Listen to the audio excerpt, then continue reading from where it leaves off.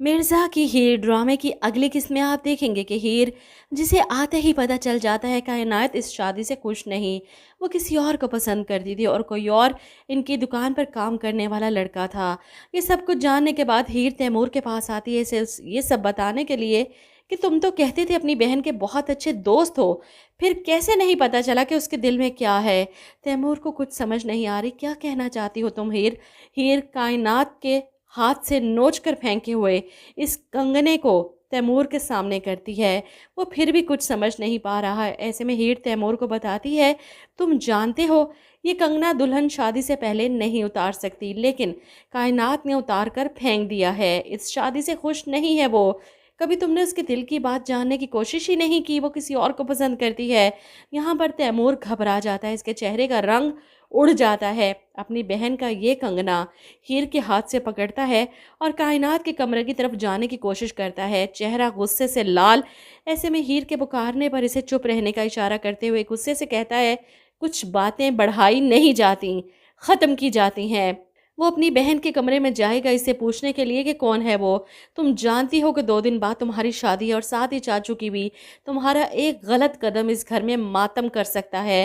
काश ये सब तो मुझे पहले बता देती तो नौबत यहाँ तक कभी ना आने देता। लेकिन अभी भी कुछ नहीं बिगड़ा। अगर तुम चाहती हो तो तुम्हारा ये भाई तुम्हारा साथ दे तो ठीक है, बताओ मुझे कौन है वो। मैं तुम्हारे लिए घर वालों से लड़ जाऊंगा। अपनी बहन की खुशियों के लिए अपने बाप के सामने खड़ा हो जाता है कि आपको कायनात की मर्जी पूछनी चाहिए थी और ऐसे में शादी सर पर हो। बेटे के मुंह से ये अल्फाज बाप कैसे बर्दाश्त कर सकता है। वो सबके सामने तैमूर के मुंह पर थप्पड़ मारते हैं, खबरदार अगर एक लफ्ज़ भी और कहा, कायनात मेरी बेटी है और जहां मैं इसे रुखसत करके भेजूंगा चुपचाप चली जाएगी। ऐसे में कायनात का चचा, जिसकी भी शादी थी, वो भी अपने भाई साहब के सामने खड़ा हो जाएगा कि वो ज़माना गया जब बेटियां बाप की इज्जत बचाने के लिए सूली पर चढ़ जाया करती थीं। तो कहानी तो बहुत इंटरेस्टिंग होने वाली है, बहुत ट्विस्ट भी आने वाली है आगे।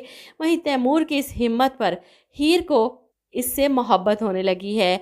ऐसे में तैमूर भी अपनी मोहब्बत का इजहार कर देता है कि मैंने तुम्हें चाहा है, मैं तुम्हारे पाँव में कभी कोई कांटा तक नहीं चुभने दूंगा। हीर तैमूर के इजहार के बाद शायद खुद को खुशकिस्मत तस्वुर करती, लेकिन इसको दिलनवाज की बातें याद आ जाती हैं कि तुम मेरी हो जाओ, यही रास्ता है तुम्हारे पास, दूसरा कोई रास्ता नहीं।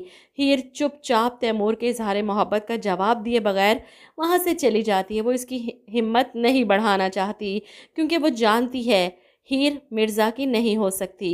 वहीं मिर्ज़ा को लगता है कि शर्मा गई लड़की।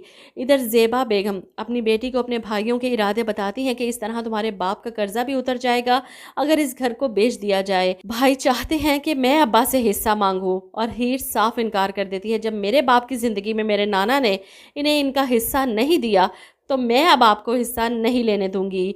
माँ परेशान हो जाती है कि इस तरह तुम्हारे बाप के सारे कर्जे उतर सकते हैं, लेकिन हीर मना कर देती है, जिसके बाद इसके दोनों मामू परेशान। ज़ेब की ज़िंदगी मुश्किल गुजरी इसके शौहर की वजह से और आगे की ज़िंदगी भी मुश्किल ही गुजरेगी हीर की ज़िद की वजह से।